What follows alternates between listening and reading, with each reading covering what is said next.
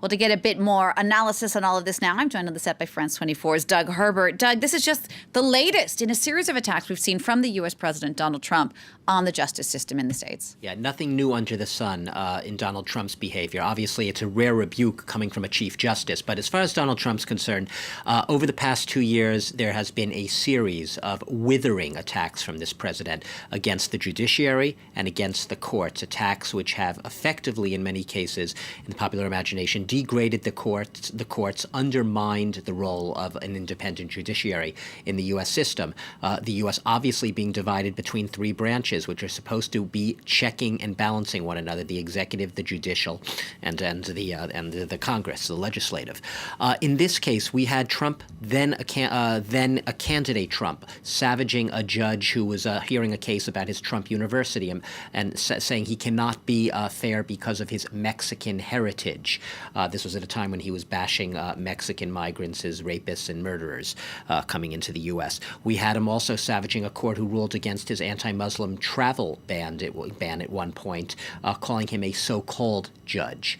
And we've had a number of these tracks. And alongside this, the timing comes just at the moment when there are also reports that Trump ordered, in another area of government, his White House counsel to go after Hillary Clinton and the former FBI director James Comey, basically to prosecute them. So there is an all-around pattern of Trump showing disdain and contempt, you might say, for judiciary, especially when he's losing. He doesn't like when judges rule against him, and he is tempted to go after them by trying to politicize the judiciary in the imagination, by making people believe that these courts are against Trump or against him. It's once again playing to his base a little bit, or not a little bit, a lot of bit, at the expense of the court's integrity and ultimate independence. So given all of that, what was it about this that made the Supreme Court justice break his silence? Yeah, it's fascinating, isn't it? Because, in all these previous things that when Trump was attacking, going after the judge who had the Mexican heritage, the judge in the anti-Muslim travel ban case, Chief Justice Roberts held his tongue. This was a George W. Bush nominee. One thing about him is he has always been fiercely defensive of the fact that courts should not be politicized.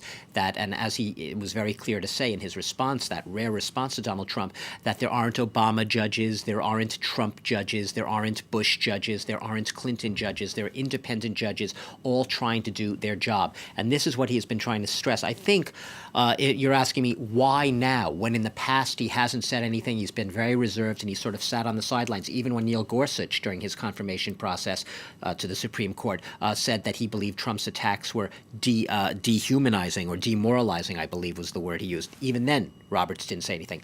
He sees Trump right now, I think he sees the Supreme Court right now as the next in the line of fire. Even though this particular Trump attack happened to be on a circuit judge, not on the highest court, on the Supreme Court has been effectively much more politicized, especially in the wake of the Brett Kavanaugh hearings. And I think that Chief Justice Roberts, who since Anthony Kennedy has announced his resignation, has really become the swing vote on the court, that crucial, pivotal voice. I think he saw it almost as his duty for once to break his silence and to protect the integrity and the independence of the Supreme Court. He doesn't want the Supreme Court to become a tool of Donald Trump's politicizing of the judiciary, being dragged in to Donald Trump's game playing and politicizing of judges, court decisions, so on and so forth. I think that's why he spoke out now. He looks around him, he sees Trump going after the FBI, after the Justice Department, undermining judges and courts. He said, if I'm ever going to speak up, this is the time to do it.